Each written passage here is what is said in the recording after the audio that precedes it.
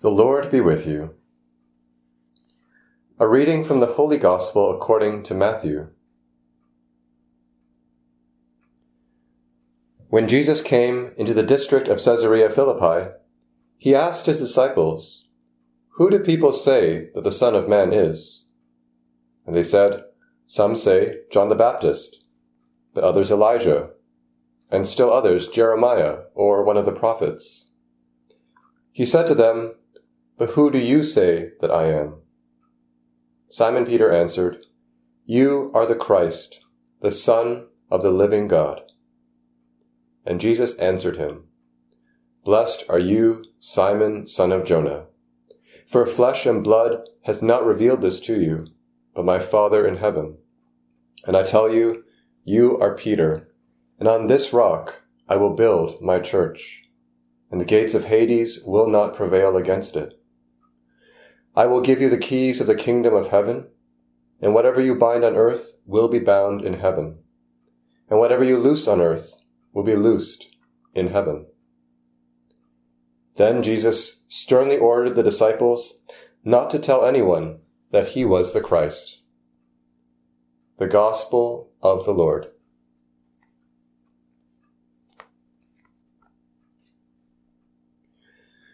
Some of you may remember this past June, I had to go away for 3 weeks to serve as one of the secretaries for the 34th General Chapter of the Congregation of the Resurrection. The Resurrectionists, or CRs, the religious community Father Murray, myself, and other priests you've come to know here at St. Francis over the years belong to. The General Chapter is a meeting that takes place every 6 years in Rome, where resurrectionists from around the world meet to discuss how things have been the past 6 years, to elect a superior general, and decide on directions and action items for the next 6 years. Last time, in 2017, the chapter delegates were blessed to have a private audience with Pope Francis, where the Holy Father spoke to us about our call as resurrectionists to be witnesses to the presence of the risen Lord from community to the world, and to be prophets of joy and Easter hope. And of course, they all got a one-on-one photo op shaking the Pope's hand. Not that I'm jealous or anything. So, since it happened last time, I kind of expected it would happen again this time. And if you spoke to me before I went, I wasn't actually excited about being in Rome. It was a work trip after all, not sightseeing and gelato, but I was looking forward to meeting Pope Francis one-on-one, to shaking his hand and maybe even getting a chance to say a few words. I was even practicing my Italian so I could say, "Santo Padre, grazie mille," Holy Father, many thanks, or literally 1,000 thanks. But as you can probably guess, the way I'm telling this story, it didn't happen. For a variety of reasons, we did not get that private audience with Pope Francis. And to be honest, I was disappointed when I heard we would not be meeting with Pope Francis, especially after I've been telling basically everyone back in Canada that we would. But that's not why we were there. We were there for the good of the Congregation of the Resurrection, to work together and plan our future. But during the second week of the chapter, we did go to the Wednesday General Audience, which, if the Pope is in Rome and it's a Wednesday, he comes out to greet pilgrims from around the world who happen to be in Rome that day. And so, there we were, with the Bishop of Rome, the 266th successor of St. Peter the Apostle, to whom Jesus says in today's Gospel, "I tell you, you are Peter, and on this rock I will build my church." And gathered with him were people from all different countries, speaking different languages, and yet we were all united in the love Jesus has for us, which has brought us together as members of his body, the church. The gospel is not a story that took place some 2,000 years ago. It is a living, breathing reality that we continue to experience today. Because if that's not true, what is the city of Rome with all its history but a bunch of lifeless, rocks. Impressive, beautiful, ancient, but just as lifeless. So when we came back from the general audience that day, I was pleasantly surprised that I was actually happy we didn't have that private audience with Pope Francis after all, as cool as that may have been. Because although it may have been personally special for me, it would not have been that glimpse I had of the church in its fullness. Disciples gathered from so many countries, together with Pope Francis, the successor of Peter, and the bishops who happened to be there, who were the successors of the apostles, and us. You and I. We are successors of Jesus' disciples. Some of them were just curious. Some were believers. And some would just walk away and move on to the next thing. Just like in the Gospels. The Gospel is a real story that continues to this day whenever two or more are gathered in His name. And I share the story with you because this October 4th, 2023, on the feast of St. Francis of Assisi, the 16th Ordinary General Assembly of the Synod of Bishops, a meeting of bishops from around the world every 4 years or so, will meet to begin one of 2 month-long discussions on synodality. The second meeting will take place next October 2024. Do you remember that consultation thing we did? A few of you participated in person. Others filled out the questionnaire online.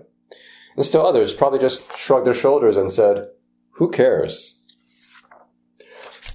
Our first experience of that consultation was a little underwhelming, I think. But you know what? It won't be the last. Because in Episcopalis Communio, the Apostolic Constitution issued by Pope Francis on September 15th, 2018, outlining how the Synod of Bishops will take place from now on, in Article 6, after the Pope chooses the theme or themes for the Synod, the very first step of the Synod process from now on will be consultation of the people of God. Read it for yourself, Article 6. And it's going to happen every 4 years or so, or whenever we next have a Synod of Bishops. Yes, it was a little underwhelming, and I really do hope that our methods and ways of participating will improve. But like it or not, the consultation of the people of God is here to stay. It is now officially the first step of how the Church will conduct its synods of bishops from now on. So what can we take away from our underwhelming first experience? I think we can say this. It is the beginning of something good. As one parishioner put it, this is the first time ever in my life that the Church has asked me what I think. And it won't be the last. Now, some people, rightfully so, have been skeptical for various reasons. On the one hand, there are those who say, what's the point? The Church isn't actually going to change on any of the spicy topics I think it should change on.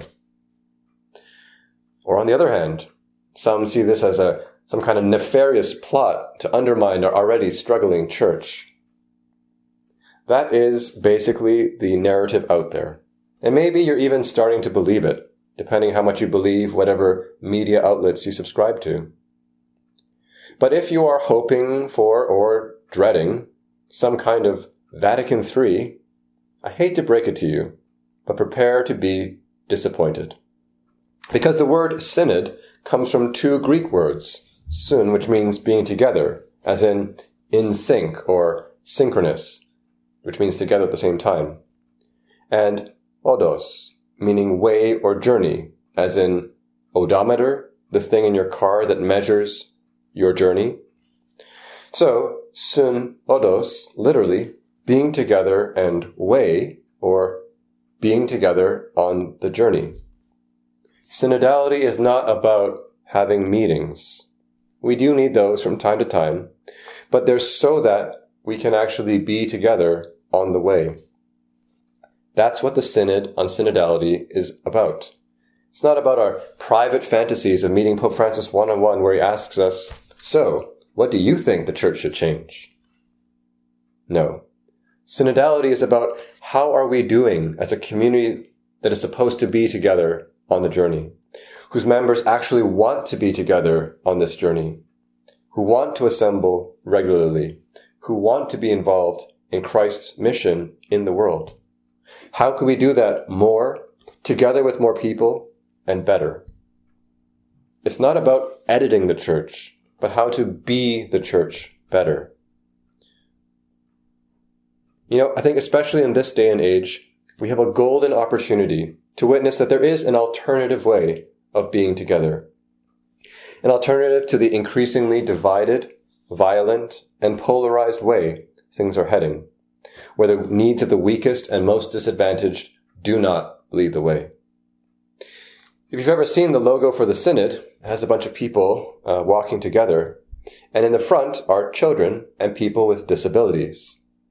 Because if the needs of the weakest and most disadvantaged lead the way, they won't fall behind.